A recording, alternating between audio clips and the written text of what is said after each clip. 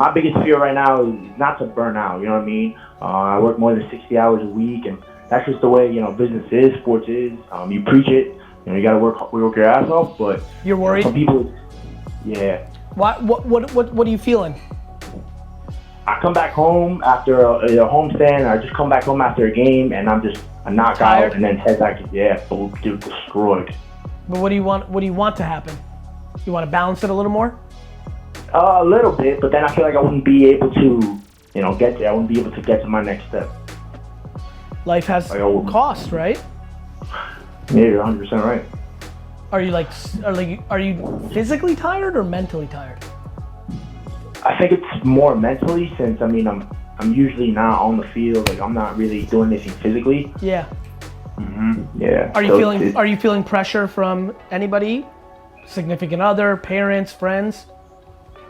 Just your regular management, but that's just normal. That's just that's just sales and sports. And no. Are you feeling pressure from anybody in your life to be home more? Not really, not yet at least. I think that's more to come. Are you potentially being impatient? How do you measure that?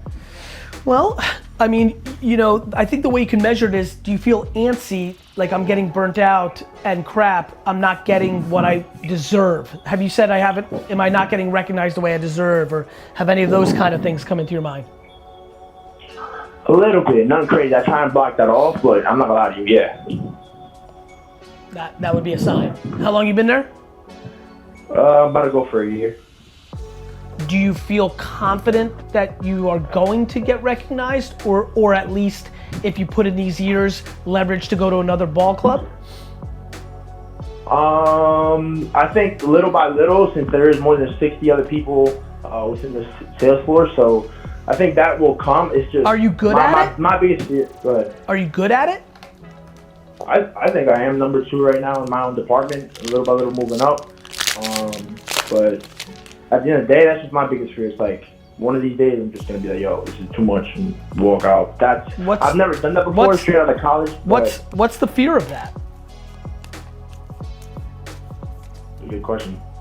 Who gives a fuck if you do that? You worried that your resume is gonna say you're only in the place for 9 months and they're gonna ask? It's a valid question. I know it's a good question, that's where we're hanging. Question for you, did you ever get burned out? Not really, but but it could happen, and if it does, bro, you wanna hear something crazy? Secretly, I would love to wake up tomorrow, make a video, and be like, yo, I'm out, burnt out, see ya. Because it would help a lot of people. Damn. Bro, when you don't care about other people's opinions, you don't care. Like, I just might go and buy the Patriots on everybody. Yeah.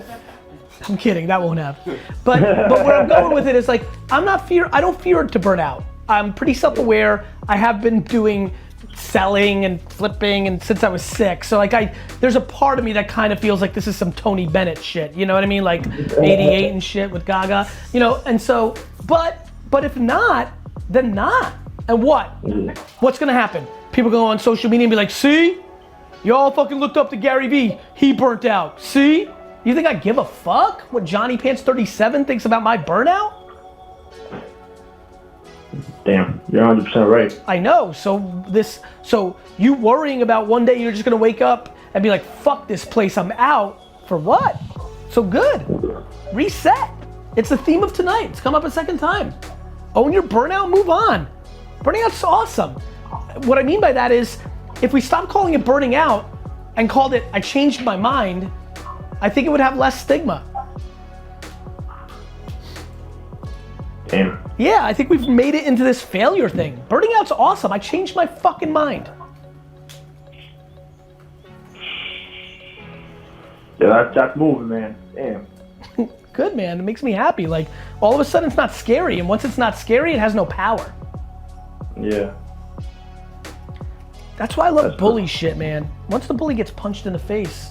Hey, man, you changed your life out here, man. I'm trying, bro. Because it's simple shit, but sometimes you don't see it from the angle, and sometimes it takes a random call at 9:44 on a Thursday night in late May, and you hear something, and it just changes the way you walk in tomorrow. Yeah. More of a I don't really care about what might happen. Just gotta roll with it. What's gonna happen is good. What do you mean what's gonna happen? You know, like you can get another job. Like, I don't know. A lot of people ask, how much do you sleep? And my answer is 6, 7, or 8 hours, and it fucks with people, right? Because they think I'm sleeping like an hour. And my point there is, sleep's important. Like, I don't know like who thinks they're gonna survive without sleep. Sleep's important. What's important for what I'm about is what you're doing when you're awake. I'm fascinated by people who like say, I hustle, I sleep 4 hours, but then watch 3 hours of YouTube videos a day, right? And so for me, as you know, and what you're referring to as somebody who interacts with me is, you know, Tyler's sending you emails like, can you do 11:30 p.m. to 12:30 p.m.? Like, every minute I have is programmed. It's like more like 11:15 to 12:25. Yeah, no, like, I mean, the amount of 5 and 7 and 10 and 13, like, I basically, Tyler, I see your face. What do you think? It's 8 o'clock until 11 p.m. is pretty much programmed to the minute with 0 slots for anything but the next meeting. But I'm working out, right? But like for like work, 8 to 11 with 0 lunch, 0 downtime. Like if I go take a piss, I'm cutting into some meeting. Now, but here's the thing. That's matching my happiness and ambition. That is not for 99.9% of people. Time management needs to be predicated on what makes you happy and what is coming out of your mouth. The biggest thing I'm worried about is people are talking big game, but then their actions don't match it. So to me, it's happiness first and then eliminating hypocrisy. And that's how I think about it. So for me, it's that because I love this game, it's what I would want to do, and my ambitions are great, and I enjoy it. I want to spend 9 p.m. to 10 p.m. on a meeting to build what I'm building. It's what I love to do. It's no different than being in the studio or painting or, you know, it's just what I love to do. I get very upset when people try to suppress people from hard working without realizing that that's what makes that person happy. And you know, whether it's me or Jason Fried and DHH, like I think we actually agree on most things. I think the thing we probably I'm curious in a sit down is, you know, is it up to us to know when Dan or Johnny or Susan are on the verge of burnout, and or do we know, like telling people like you should work 40 hours a week or 160 hours a week eliminates knowing what they're about.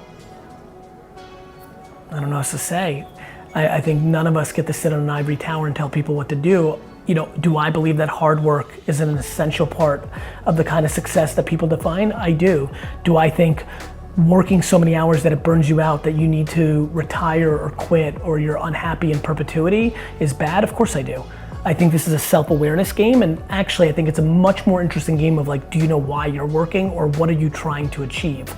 I would go crazy sitting on a farm in middle America or doing 28 weeks of vacation. It's not what makes me happy, but I unbelievably am happy for the people that makes it happy. I love the process of building something the way I want to build it. I would go crazy having all people working remotely the way 37 Signals does. They would go crazy managing 1,000 people under a roof. I think it's about self-awareness.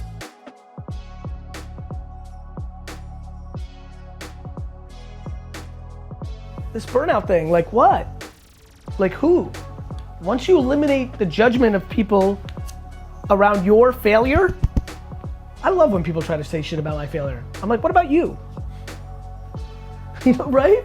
Like seriously though, especially parents. Especially siblings. Nobody's remotely close to perfect. Do you think burnout's related to impatience? It could be. I think it's a really thoughtful question. I do think burnout sometimes is what people manifest impatience into, and they think they're burnt out, but what it was really was entitlement, and it's actually them like wah wah kicking and screaming, you know. But other times it's mental burnout. You know, like there's a lot of people that burnout. Again, look, I think we have to be very careful when we talk about these things. There's people who have mental health issues versus people that put over stress on themselves versus mom situation. He's got a mom situation. Now he's on a plane. He's when I talk about these things, like, I don't have all the context. I don't want anybody to ever think to take that Paolo kid was taking some of my stuff very blindly. Like, I was like, I'm worried about that stuff. But yeah, man, I mean, that dude is not burnt out. That dude is just worried about the ramifications if he doesn't like his job. Quit. Nobody's looking at your fucking resume. They don't give a fuck if you work somewhere for 3 months. Blame it on a crazy boss. People do anyway. Fired a fuckload of people that suck shit that blamed it on me.